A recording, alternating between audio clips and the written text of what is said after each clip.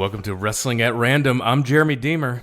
And I am Adam Summers. And this is the podcast where every week we fire up the randomizer, where we've just put hours and hours and hours of content from all over the world, just classic content, all the classic content out there on the internet, and we spin up the randomizer. It picks a show at random. This is season 2, so we're doing weekly television programs only. We're parachuting in to a weekly television program, and the randomizer picked us a pretty fun one today.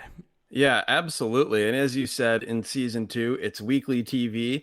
That means regularly scheduled television wrestling programming from anywhere pretty much around the world. We've seen multiple instances of that come true here on season 2 of the podcast, and it is never more true than it is on this week's edition of the show, as we will be reviewing a TV episode from All Japan Pro Wrestling in 1997. And Jeremy, we did have a previous All Japan Pro Wrestling TV show from a few years prior on this podcast earlier on in this season. But here, one of the interesting quirks is that at this point in late 1997, All Japan had shifted to a 30-minute TV show, which is by far the most brief, regularly scheduled TV show of any of the episodes that we've done for this podcast, of any shows that we've watched. Yeah, and some of these matches are heavily edited to get it into that 30-minute time limit, and we'll go through the matches. It was definitely a fun show. Let's get right into it. Before we get right into it, why don't you tell us a little bit about what was going on kind of in 1997 with All Japan at this point? Yeah, so in this episode, by the way, it's from December 20th, 1997. So for all intents and purposes, we're pretty much right there in 1998, just days shy of that. And at this point, as we talked about in the previous All Japan podcast, when the 4 guys I'm about to mention were really in the first years of being the top stars in the company, here we're 7 years probably, you could say, into Mitsuharu Misawa, Kenta Kobashi, Toshiaki Kawada, and Akira Taue, the 4 pillars as they were known as they came up the ranks, being the top stars and the top draws in All Japan Pro Wrestling, taking over the mantle most notably from Jumbo Tsuruta, favorite of this podcast for sure. Some Jumbo Tsuruta. Tenryu, several others that kind of paved the way for these 4 guys, obviously in All Japan, the company headed by Giant Baba at this point. You could start to see, and we won't necessarily see it here on this show, but while All Japan was still doing very well, selling out Budokan Hall shows, just doing well across the board, one of the top two companies in the country, along with New Japan Pro Wrestling, they weren't creating new stars. That next generation of wrestlers coming after those 4, with the exception of Jun Akiyama, really in-ring wise couldn't live up to the standard that Misawa, Kobashi, Kawada, and Taue had laid down. And even in Akiyama's case, while he was great in-ring and was a star, he still wasn't perceived quite as at the same level as these 4 guys. So just 4 years later, things would become very, very different in All Japan. The company would have a major split. Most of the top guys, including 3 of the 4 pillars, would go to the new group headed by Mitsuharu Misawa, Pro Wrestling Noah, and things would never be the same in All Japan. But here in 1997, it still very much feels like the classic All Japan Pro Wrestling. That's right, and if you want to hear us review some Pro Wrestling Noah, you can do that by subscribing to the bonus feed via our Patreon. We put out bonus content every single Thursday, patreon.com/wrestlingatrandom. If you sign up for the bonus content tier, there's hours of content, evergreen content sitting in the back catalog waiting for you right now. For one price for the month, you get that entire back catalog, which includes us reviewing a lot of fun Pro Wrestling Noah. Yes, exactly. We have an episode reviewing 3 Pro Wrestling Noah matches, and that Patreon content is, if you can believe it, somehow even more eclectic than the free feed. You might not think that's possible, but it could be an episode of Tuesday Night Titans from the WWF. It could be Hustle. From it Japan. Was Hustle. Oh, it was Hustle. Oh, was it ever?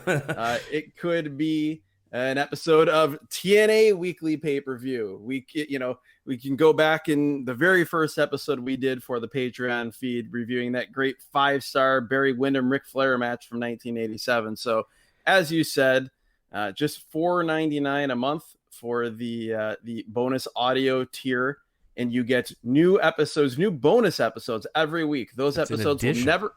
Yep. In addition, they will never find their way to the free feed. You get those in your special Patreon feed every Thursday before these episodes hit your free feed every Sunday. And as you mentioned, we are well into the double digits of episodes over there. So feel free to check that out. We even have a couple classic All Japan match reviews as well in the Patreon. So lots of good stuff over there. But yes, let's get back to the show at hand. So this show aired, like you mentioned, December 20th, 1997. This was actually held. The first match that was on this television show was taped December 5th at Budokan Hall in Tokyo. 15,500 sold out Budokan Hall. Do you know what the main event of that show was? Not off the top of my head, and I'm sure Big Audio Nightmare listeners will be scolding me. There's three pillars involved. So, Kawada, Taue defeated Misawa and Jun Akiyama. Wow, yeah, that would be one to go back and watch. And by the way, if you did want us to go back and watch and review that, you could subscribe on the Patreon feed from the tier 1 up from just the regular bonus audio tier, and you could request us to watch that, or literally any other match or show in pro wrestling history from 2010 back, and we'll watch it for you. That's right. You can be the randomizer. That is the tier where you can pick what show you want us to watch. We'll review it, and there's a whole bunch of them in that Patreon feed right now from a lot of great fans of this podcast and supporters who have been the randomizer, requested shows. Most of them have been great. They always make for good audio content, regardless of the content of the wrestling we're reviewing. But they'll either be great fun, or they'll break one or both of our brains. And really, that's probably even better than great. So this opening match on the television show. First of all, I love the open every time for All Japan TV. Great song. Yes. Hopefully you drop that in post-production so people hear the great All Japan TV show open. We talked about it in the previous episode of this podcast where we reviewed All Japan TV.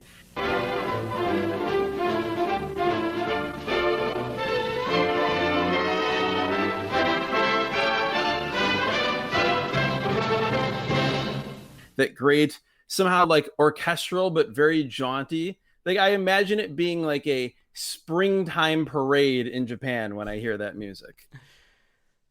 Barry Windham, Gary Albright, and Dr. Death Steve Williams are team number 1, taking on Bobby Duncum Jr., Stan the Lariat Hansen, another favorite of this podcast, and Omari. Now I'm not familiar with this guy. Tell me a little bit about him.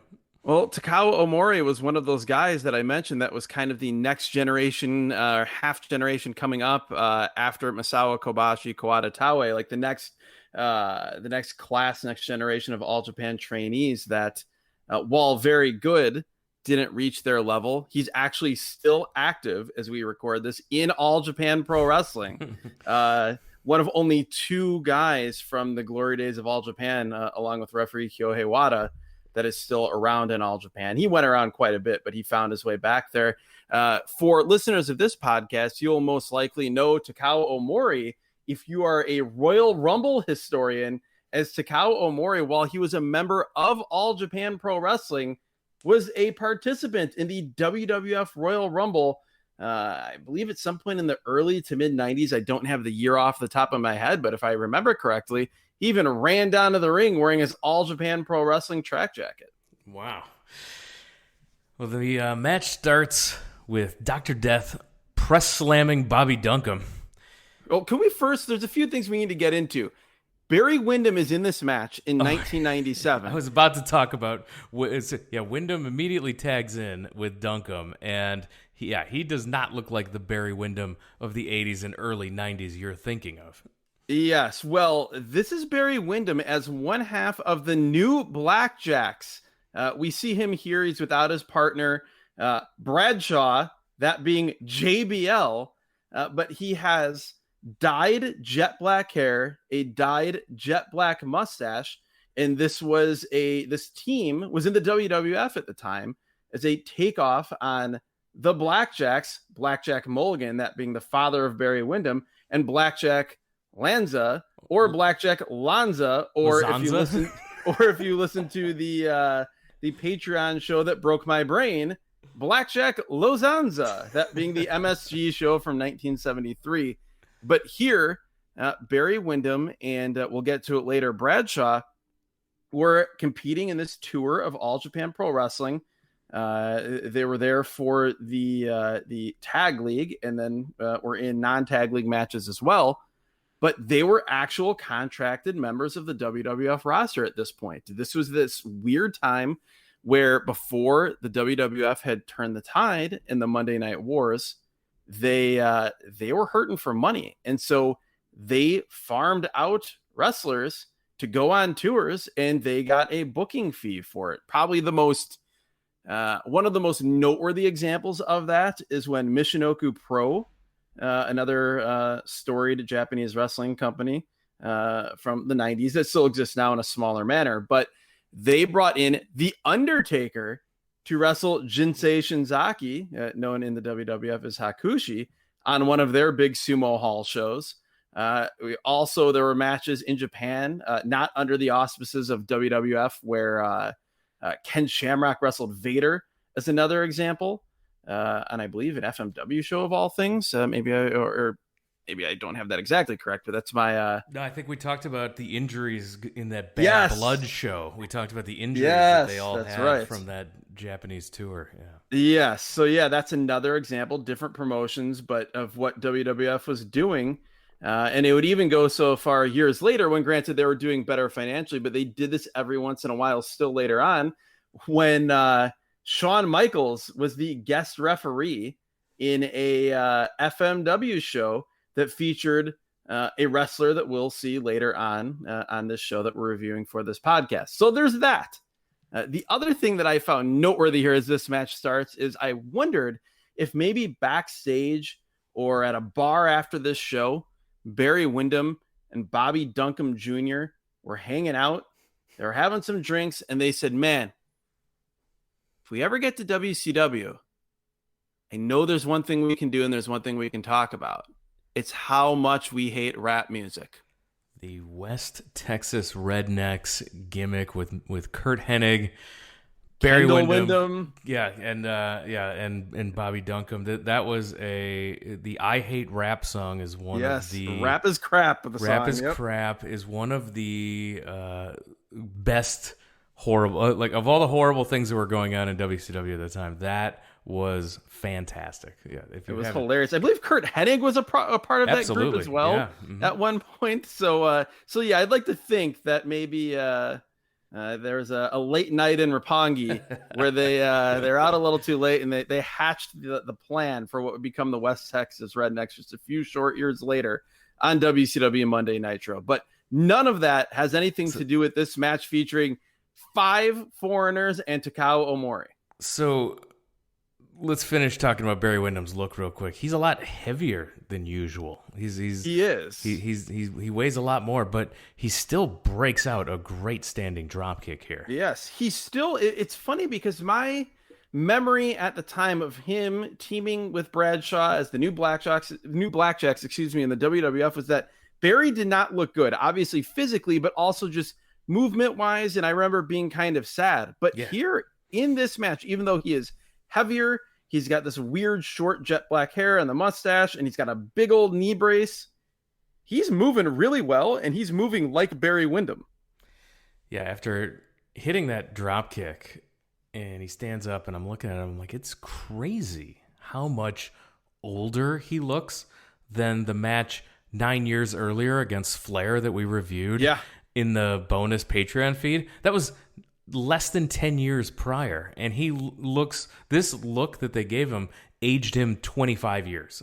Oh, absolutely. No, he definitely he was meant to look like Blackjack Mulligan, and he didn't look much younger than actual Blackjack Mulligan 1997 vintage. So Duncum counters a suplex with a suplex, tags in Omori, and after a dropkick on Windham, then Stan Hansen tags in.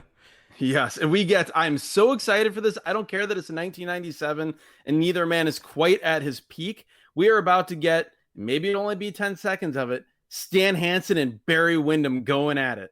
Yeah, it was literally 10 seconds. He starts working over the arm and then pushes him in the corner. They start triple teaming Windham. Omori charges Windham in the corner, gets caught coming in with a boot, and Windham hits his lariat, and this is one of those moments where, he looked like classic Barry Windham.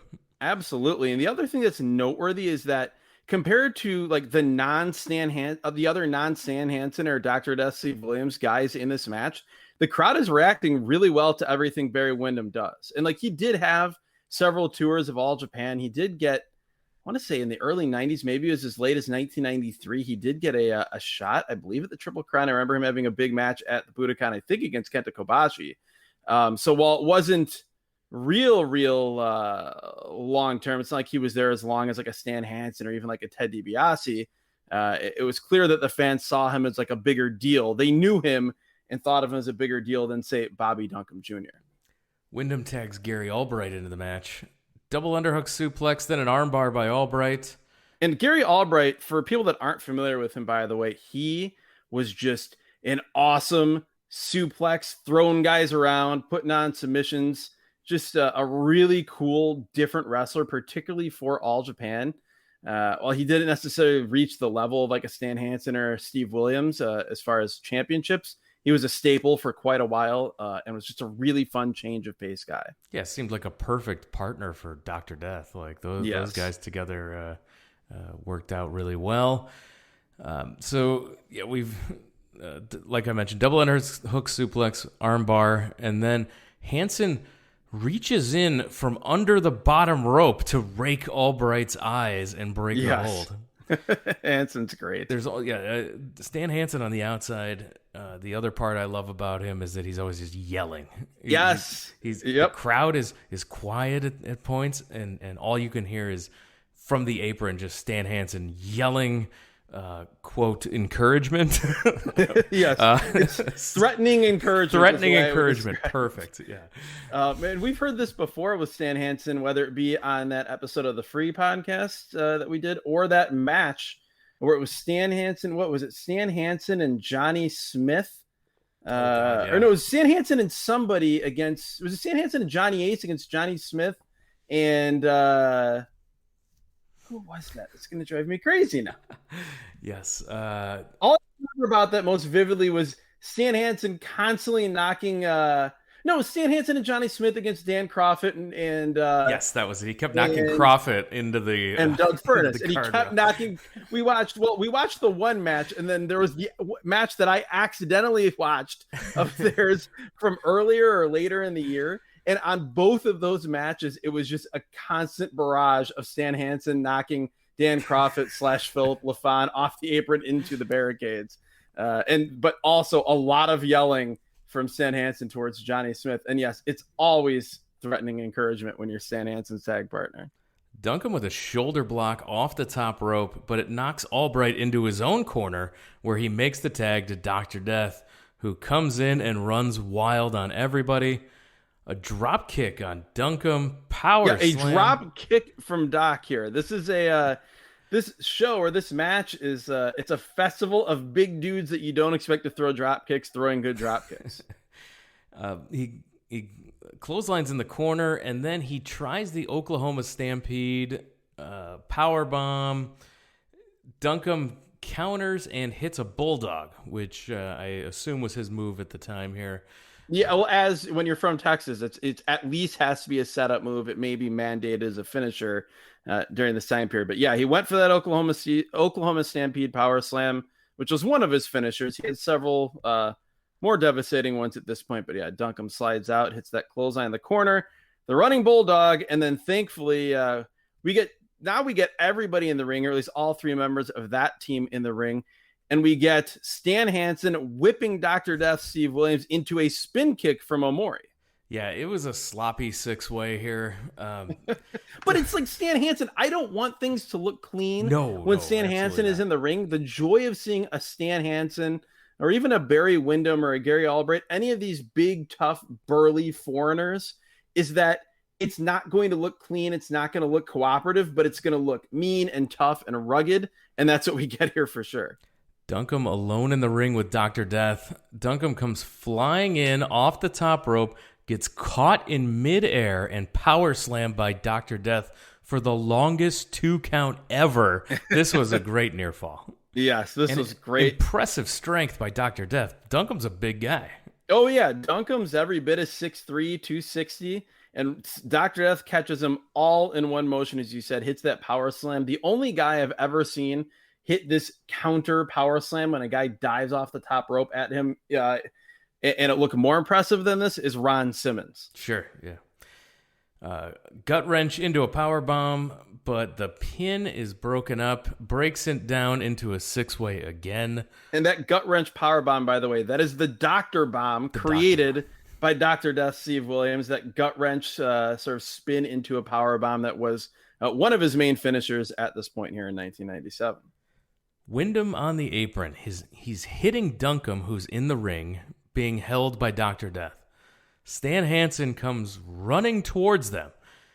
Dr. Death throws Duncum down to the mat, and Hansen just blows past them and nails Windham with a lariat, knocking him all the way to the floor.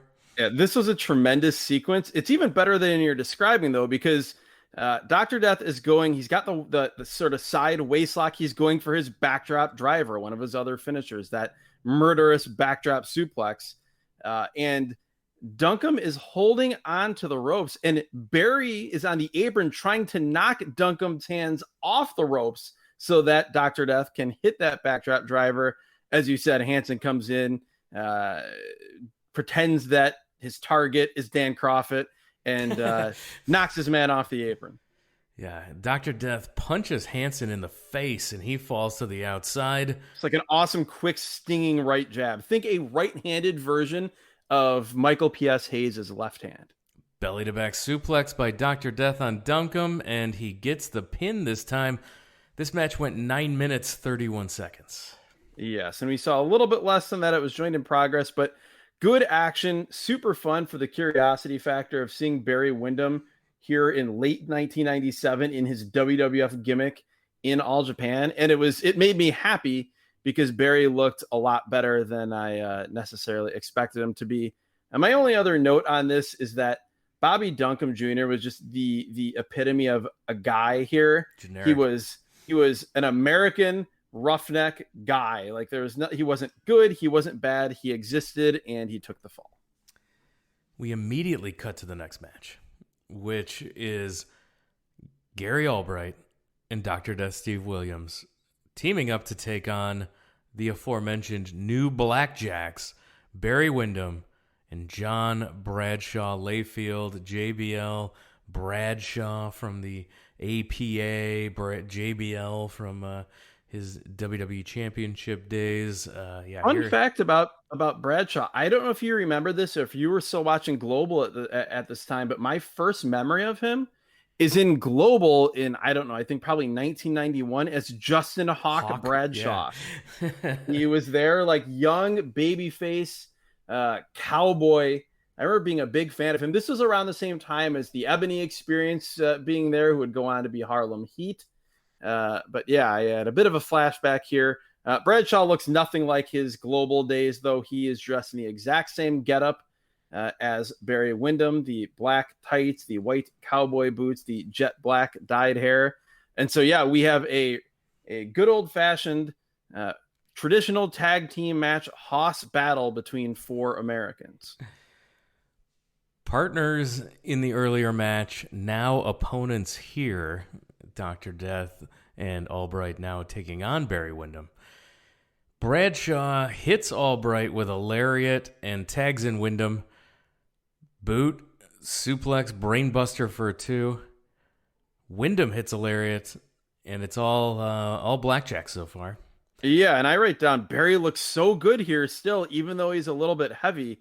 It actually makes me sad because watching this, I was just thinking, man, Barry would have been so much better of a fit here in 1997, 1998, All Japan, even if it was only as like a mid-card guy, as, you know, a guy to team with Stan Hansen or a guy to team with Dr. Death, not necessarily be like the top foreigner, but he's so much better of a fit and seemed so much more motivated here in this environment than he did, basically being, like a shotgun Saturday night jobber. I can't remember if those timelines converge, but it feels like they did. Yeah, I couldn't imagine this Blackjacks team being anything that other than a geek tag team in 1997. Like, and fodder for the Road Warriors. Exactly. And meanwhile, being so well suited for this, we'll get to it, but I not surprisingly, I thought Barry Windham looked a lot better than a relatively young, although still probably 6 or 7 years in the business, Bradshaw here. Albright counters a hip toss with a belly-to-belly suplex. He had him briefly in a full Nelson, but Bradshaw is able to make the save. Yes, and the full Nelson, I assume, going for the dragon suplex. This is as they're calling him the suplex machine on commentary. As he locks at full Nelson, the crowd is oohing, thinking that they're going to see a head-dropping dragon suplex, but Bradshaw makes the save. I should also mention just quickly that Gary Albright, this just flashed into my mind.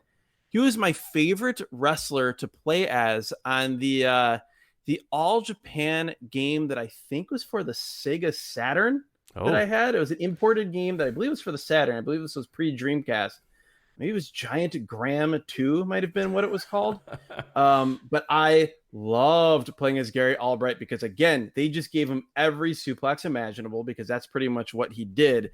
And so he was equally effective against a Misawa or a Hansen. Nobody was effective against Giant Baba, though. No, you could not beat the man. Those overhand chops are just too much. Albright in front of Windham picks the leg, leading to a takedown and a leg lock until Bradshaw broke that up.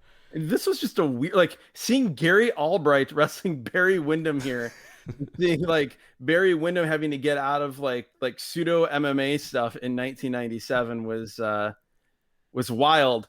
Then Dr. Death runs in and Barry hits him running in with a Japanese arm drag. That Ricky Morton style arm drag where you lock arms with your opponent and basically flip them back over your head. That got a big response from the crowd. Barry followed it up with a big flying lariat again, but only got 2. Now, Dr. Death hits an avalanche on Windham in the corner, then hits a spine buster for a long 2 count. Yeah, this spine buster, by the way, this was a big rough and tumble, non-cooperative, not in like an unprofessional way, but this was as I wrote, Barry runs into a big beefy Doc spine buster. That's a great way to describe it.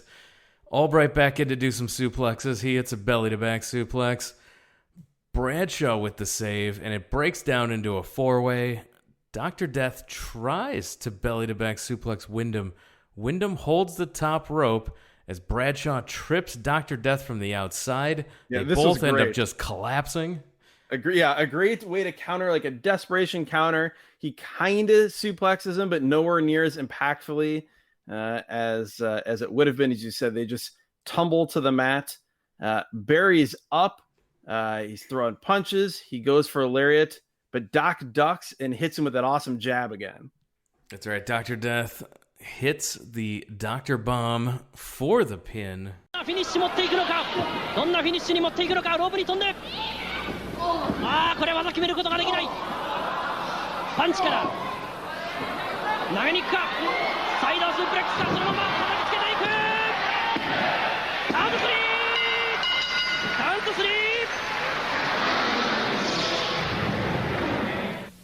after the victory, we again just immediately cut to the next match.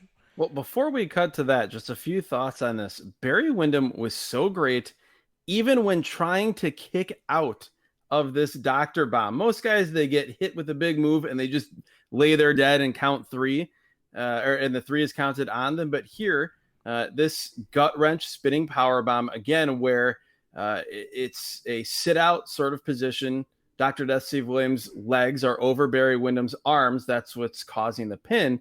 And Barry's just struggling, moving his arms, trying to get out, and he can't as the ref counts three. So right down to the end, Barry Windham looked great here. The other thing was I was offended that Barry Windham dropped the fall here. Yeah, that was a little bit of a surprise, I think. But hey, he's a professional. This was great, and definitely. We need to mention one other thing here. A great story where apparently when the Blackjacks went on this tour, they lost a bunch of times in the tag league tournament, and Vince Russo was livid back in the States because he couldn't understand why our guys should never drop a fall to anybody in another company, like not realizing that the guys they were dropping the falls to, the guys that I mentioned at the start of this podcast, were the biggest stars, some of the biggest stars in Japan, and significantly bigger drawing cards than almost anyone in the WWF that time frame. And we go to the main event of this television show. We cut immediately to the next match. Taue and Kawada taking on Jinsei Shinzaki and his partner Hayabusa, who we have not had a Hayabusa appearance in all of the episodes we've done, season 1 to the Patreon feed. This is the first time we get to review a Hayabusa match. Yes, I was so excited when I saw really all 4 competitors in this match, because Taue and Kawada, one of the greatest tag teams of all time, the Holy Demon Army. I have an 11-disc set of their entire run as a tag team. This match is definitely on there. Their opponents, if you're a fan of ECW, and if you, like I, think that one of the top 3 shows in ECW history took place at the Hera Arena in Dayton, Ohio in the summer of 1998 at Heatwave 98, you will remember fondly that these two men, Jinsei Shinzaki, the former Hakushi, and Hayabusa, teamed up to take on Rob Van Dam and Sabu in an incredible tag team match. That really, it was, to my knowledge, Hayabusa's only appearance, certainly his only high-profile appearance ever in the United States. Yeah, that was a big deal, that match, I haven't watched it since. Come on, randomizer, bring up some Heatwave. Yes, what a fantastic show! It had that match. It had Mike Awesome versus Masato Tanaka, a great, just incredible Jerry Lynn opener, if I remember correctly. But yeah, awesome stuff. Someone go up their yes. Go up your tier in the Patreon and be the randomizer and request us to watch that show, please. It sounds awesome. That would bring me great joy. And we're talking about WWF guys with the Blackjacks being on this show. Jinsei Shinzaki and Hayabusa, neither of them were All Japan contracted wrestlers, and it was really quite a rarity to have Japanese outsiders on All Japan shows during this time period, but it shows how big of a cult following and how big of stars these two guys were. And they weren't members of the same company. Shinzaki was one of the top stars of Michinoku Pro, along with great Sasuke, who we've talked about before on this podcast, and Taka Michinoku.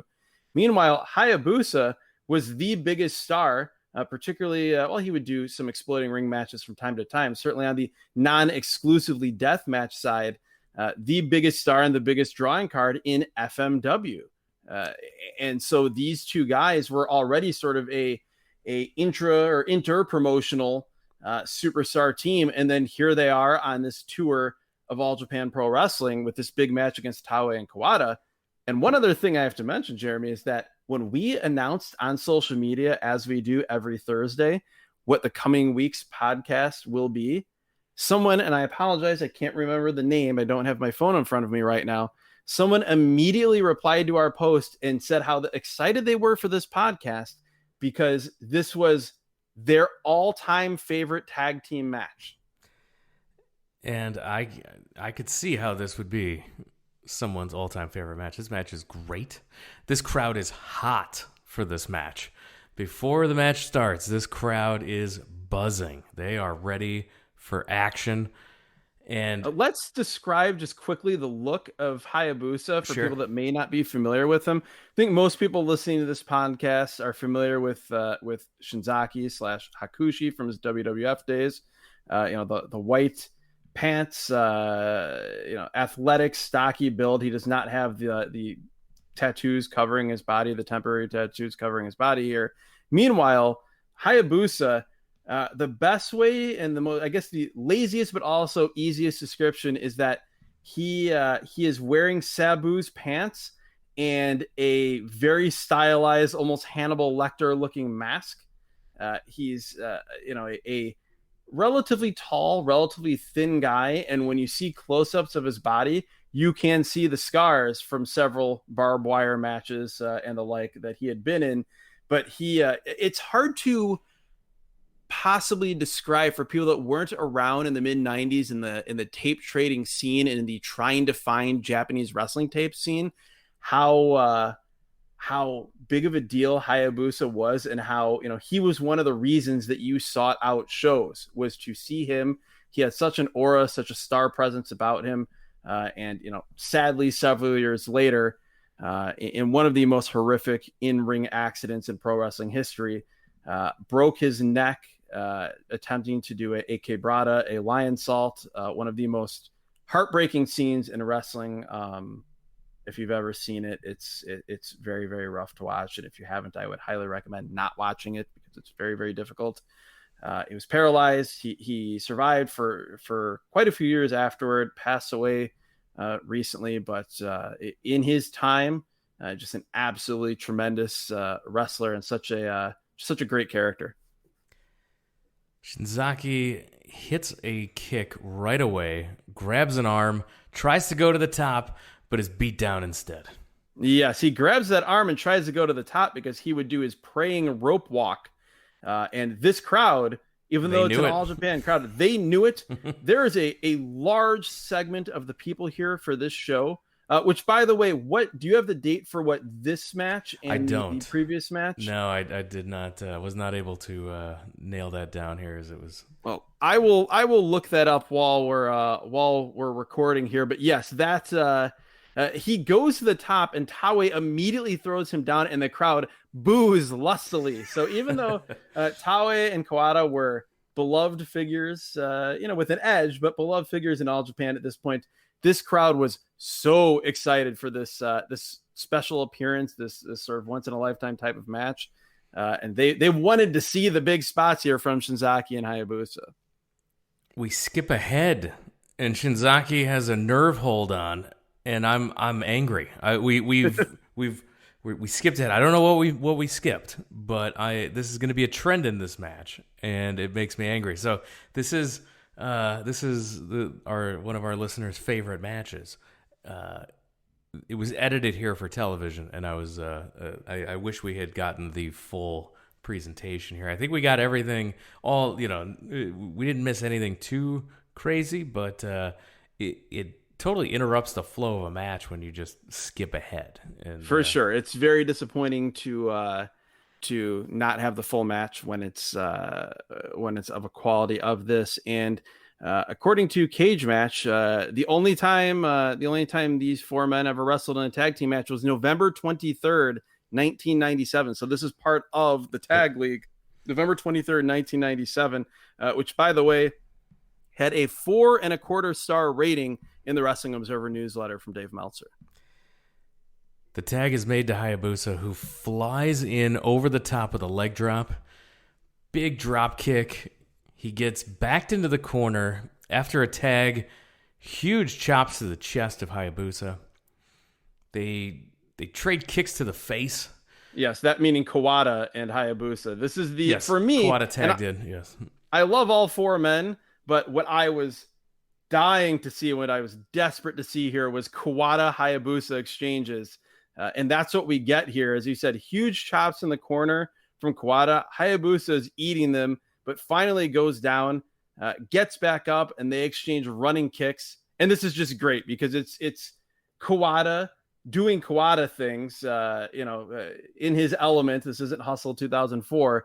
And he's throwing hard strikes, he's throwing hard kicks, and you have Hayabusa, who's this, graceful, just has this beautiful, graceful, high flying style, but he's trying to take it to Kawada here and show him that he can stand toe to toe.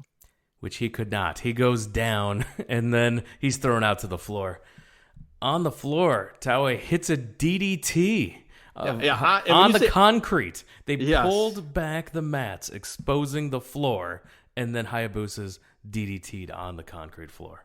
Yes, Taue could be, when the match called for it, they both could be. Taue and Kawada could be such jerks. And they were here. It was great. When Taue hits that DDT on Hayabusa, you hear a large percentage of the women in the crowd shriek with terror. They are not happy to see Hayabusa's head driven into the concrete. Hayabusa is rolled back in. They only get a 2 count on him. He gets his shoulder up defiantly. This is a strong kick out. And then we get a really cool, unique double team spot. Yeah, he tags in Kawada, who puts him in a Boston Crab in the middle. Well, this is before that. Taue, they're back in the ring right after that pinfall attempt. He picks Hayabusa up in a body slam type position, walks into the corner. Kawada sticks his knee through the ropes, and Taue body slams Hayabusa onto Kawada's knee. That's right. Follows it up with the Boston Crab.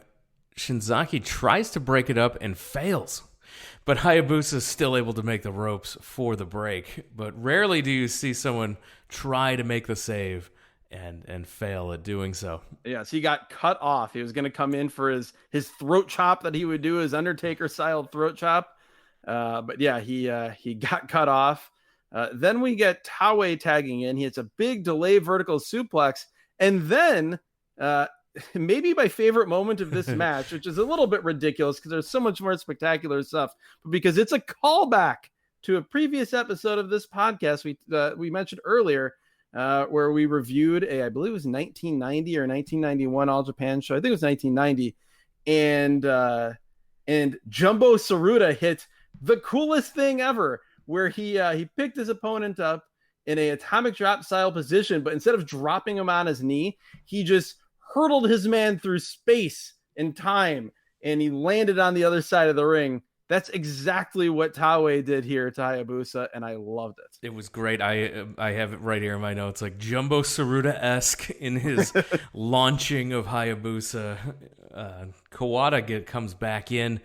He catches Shinzaki trying to come in with a kick. Kawada tries to powerbomb Hayabusa, who reverses it into a Rana. Kawada then, he gets kicked by Shinzaki. Shinzaki gets the tag from Hayabusa. He flies in off the top rope with a shoulder block. Yes, this shoulder block, by the way, exponentially better, this praying shoulder block from Shinzaki than the shoulder block we saw earlier off the top rope from Bobby Duncum Jr. Yes. It's also just amazing to realize that at some point on this tour, Jinsei Shinzaki, or maybe even more so, that Hayabusa and Barry Windham shared a locker room or shared a building. I want to know, and I would have to go back and look in the blocks, if the new Blackjacks and Hayabusa and Jinsei Shinzaki were in the same block, because I desperately want to see, and I mean this not sarcastically, I want to see Barry Windham go at it with Hayabusa or Shinzaki. Yes, because please. Talk about Barry Windham and Shinzaki being two of the all-timers when it comes to unique body movement in a pro wrestling ring. I need that. He goes back to the top, but Taue tries to stop him. Hayabusa knocks Taue off the apron into the guardrail. Shinzaki then off the top rope, hits the diving headbutt, gets a long 2 count. People are stomping their feet, going crazy at this point, stomping their feet even, going crazy at this point. Again, every big spot, every hope spot, and every big move that Shinzaki and Hayabusa hit, the crowd is going crazy for. Shinzaki goes for that praying power bomb again. Taue runs in with a high kick, and Kawada hits a spin kick on Shinzaki, and the crowd is not happy. They're booing. They wanted that power bomb, damn it. No, but we got lots of kicks. Tags Taue in, another boot from Taue, 2 lariats and a like 2 short count. arm lariats where he holds on to the wrist, hits the one lariat, keeps wrist control, brings him back up. Taue so underrated, I think, mostly because how great the other of the 4 pillars were, the other 3, and he kind of had this awkward, gangly build compared to the other guys, but just a fantastic pro wrestler. Taue tries to choke slam, but Shinzaki spins out of it. Interesting counter. Taue tries a kick, but Shinzaki catches the boot. Then either Shinzaki takes him down or Taue misses a kick. Something didn't go right here. I couldn't really tell. What was going on here was Shinzaki was going for his reverse dragon screw. If you're a fan of No Mercy, WWF for the N64, and you would do Create a Wrestler, if you still can dust off your cartridge, you can find this move. It's, I believe, like the Mandara Hineri is the reverse dragon screw. I don't know why I remember these things. Explains a lot about my life. But that's what he was going for. It seemed as though Taue wanted to really be sure that his knee didn't get ripped out of his knee here. And so he helped it. He went a little early in trying to help Shinzaki do this move, I'll say. Maybe the only awkward spot of this entire match. Hayabusa tags in, double kick and a facebuster bulldog. Hayabusa with a springboard senton from the apron into the ring. Shinzaki then with a springboard knee drop from the other side. Yeah, this was awesome. Yeah, so great. Hayabusa hits that springboard swanton. Shinzaki with a springboard double knee drop. Then, as he hits the double knee drop, Hayabusa is coming off the other side with the lion salt, the Quebrada moonsault. So they hit these 3 springboard high flying moves all in quick sequence. But Taue kicks out, and at this point, the place is going absolutely nuts. No, everybody in the building bought this as a finish. Yes, which again tells you how over these 2 outsiders were, in that, you know, they thought that these guys had a chance to beat Taue or Kawada. Shinzaki super kicks Taue into a German suplex with a bridge for another near fall. Hayabusa hits a 450 off the top. Absolutely beautiful. The most perfect 450 splash you will ever see in your 100%. life. He is so spectacular. Everything, you know, you see a lot of the high flyers, and sometimes it's sloppy and sometimes it's not crisp, and, you know, most of the moves are great, but like everything he does is so spectacular and just crisp and right on, and yeah, it was graceful. It just absolutely floats through the air. And Shinzaki does in his own way as well, but he's not as visually spectacular of a wrestler as Hayabusa is. But yeah, he hits that 450. But Kawada slides in with a low drop kick to break up the pin. Shinzaki grabs the arm of Taue. Hayabusa off the top hits the arm.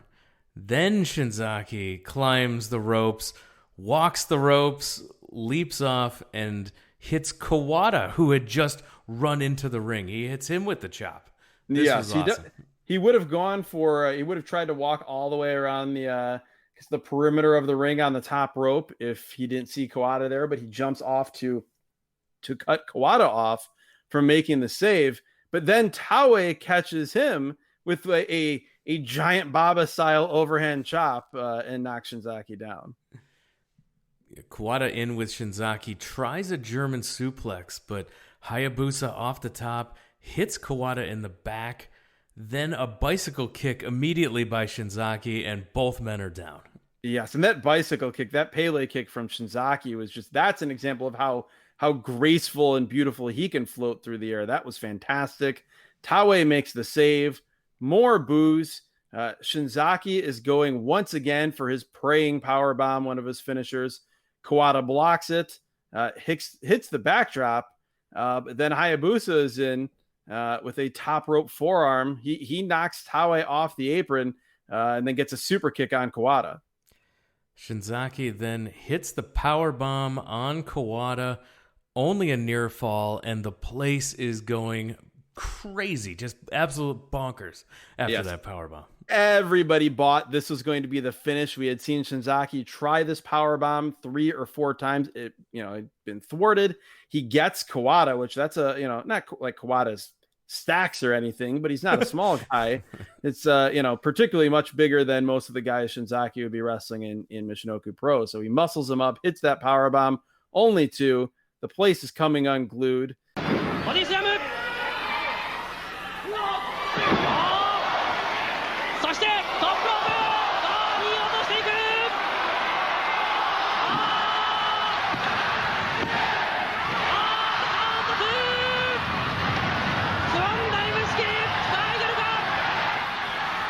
At this point, there's forearms and chops being traded between I believe Kawada and Hayabusa.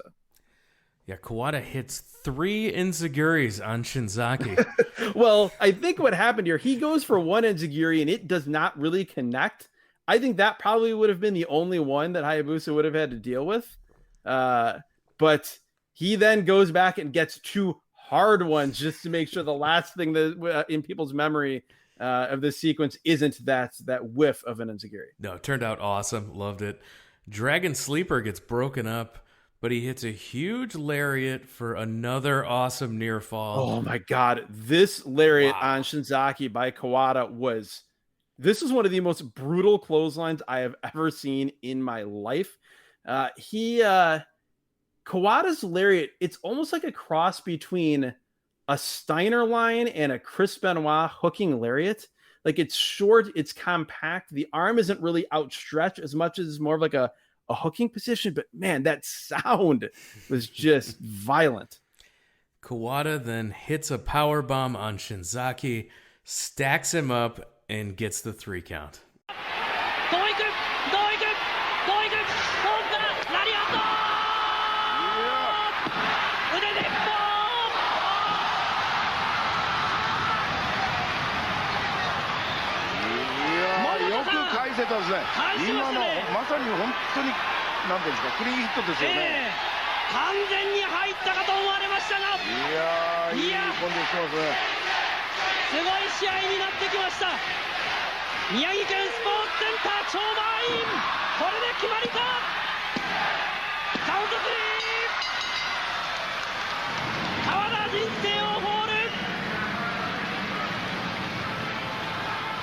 Yeah, this was incredible.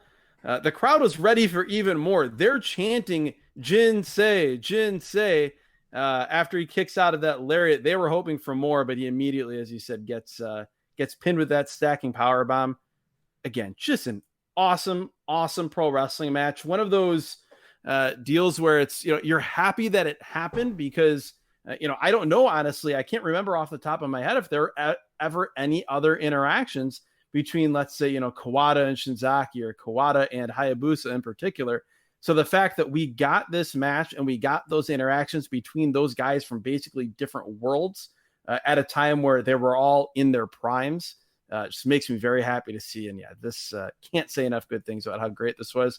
Just wish it wasn't clipped up a little bit, but still by the end, I felt like we saw, a good portion of what we needed to see from this. No, we saw all the sequences that were awesome, and really just that's what this match was there was a bunch of great sequences where Shinzaki and Hayabusa were doing their spectacular moves. They were doing the moves that the crowd was dying to see them do, and Kawada and Taue got to be Kawada and Taue in their moments, and then all the glue in between those big moments for both teams was awesome and solid and great storytelling and kept everything moving and building and building and building to that finish and that last sequence. The match was put together just a phenomenal tag team match, and every bit of 4 stars, 4 and 3/4 stars, absolutely. And the other thing that I think made this even better is the atmosphere that it happened in. As I mentioned earlier, you had an All Japan fan base that didn't get to see outsiders, particularly Japanese outsiders, all that much. And again, if you also go back to our previous All Japan TV podcast, where there was a junior heavyweight title match on that with, I believe, Joe Malenko and Masanobu Fuchi, we talked about how the junior heavyweight division in All Japan was kind of an afterthought, and All Japan was many things, but it was not a high flyer promotion. So these crazy high flying sequences and 2, 3, 4 big high flying moves from each guy being strung together, that stood out so much more to this crowd than it maybe would to another crowd. And that made the reactions to what these guys were doing, and obviously people's attachment to them as characters and their excitement for seeing them in All Japan, it just made it even better. So yeah, again, I can't think of a single negative thing to say about that match. And also, I mean, just about the show in general, the fact that like they packed all this into 30 minutes and it didn't really feel rushed. No, and yeah, we talk about another great Jinsei Shinzaki match that we got to experience. He took on the Great Muta back in one of our episodes we reviewed for the Patreon feed. So from the Tokyo Dome in 1996, and talk about a spectacle match. If you like bloodbaths and big moments and big spectacles in a big stadium in a big building, that match and that podcast are for you. Yeah, and that's waiting for you in the Patreon feed as well. But yeah, after this match ends, we close the show with a music video showing highlights from the main event as the show goes off the air. Not only highlights from the main event, this music video starts, or maybe it's the commercial we see before the music video. We see a brief commercial, yes. And it's Misawa and Kawada and Kobashi and Taue and Hiroshi Hase, who had made the jump from New Japan to All Japan. They're all eating dinner somewhere, having a good old time. I like to think again that maybe a couple tables over, Barry Windham and Bobby Duncum are having a quiet conversation about the merits or lack thereof of rap. But yeah, then we see slow motion highlights set to some song we can't hear as some dudes are doing a music video performance. And that's it. This half-hour pro wrestling program is over. Yeah, great show, great fun, All Japan. I loved every bit of it. I want more Hayabusa matches in my life. I need the randomizer or someone to be the randomizer, make that happen. It was great to see. I thought Barry Windham was going to be more sad in this form. I was worried, but yeah, pleasantly surprised. And it was a thumbs up show for me. What was your favorite thing on the show? Favorite thing by far is I guess you can say the main event. There are only 3 matches on here, but particularly my favorite thing about it was seeing Hayabusa and Kawada go at it. Trading those kicks in the middle of the ring was so great. Yeah, those running kicks. They sort of had a running big boot, running Yakuza kick, mafia kick, whatever you want to call it, type of battle. Just fantastic, and just again, just so happy that match happened and that we, that the randomizer chose this show of all things to be able to see it. I really, as far as I assume, your favorite thing on this show, I assume it's probably fairly similar. Yeah, no, we're right in the same part there. So yeah, let's talk about least favorite thing on the show for you. God, there really isn't much. I know exactly what my least favorite thing is, and I mentioned earlier, Barry Windham dropping the fall in that match and not Bradshaw. Yeah, I could see that. Bobby Duncum being a 0. He existed. Otherwise, nothing else to complain about.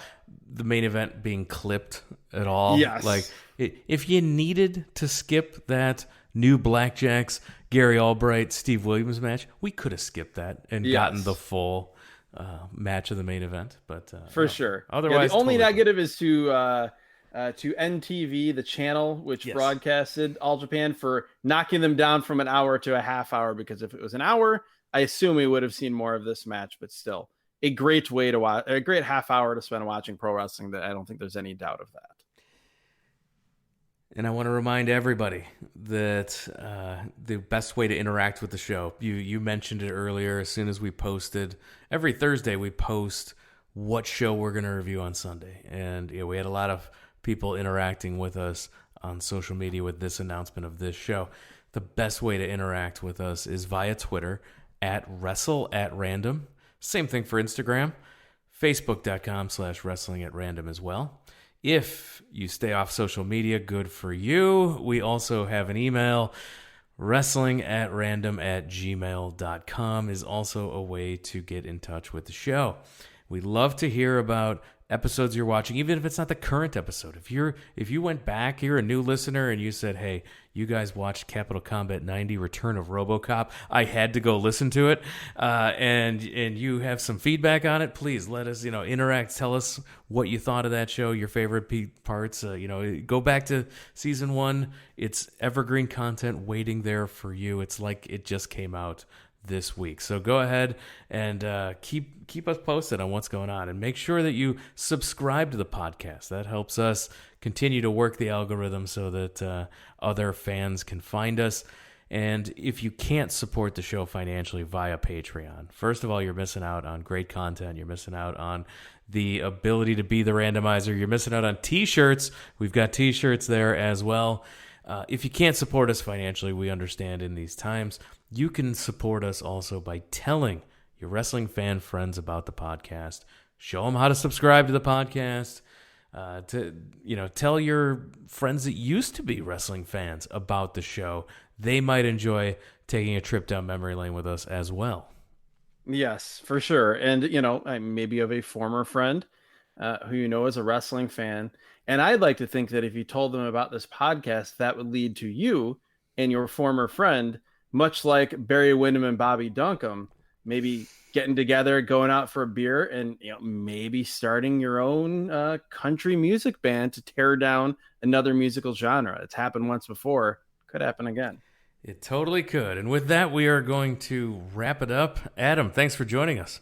Thank you, Jeremy. I will never complain when the randomizer gives us 90s All Japan. That's for sure. Neither will I. I want to thank everyone for listening, and we'll talk to you again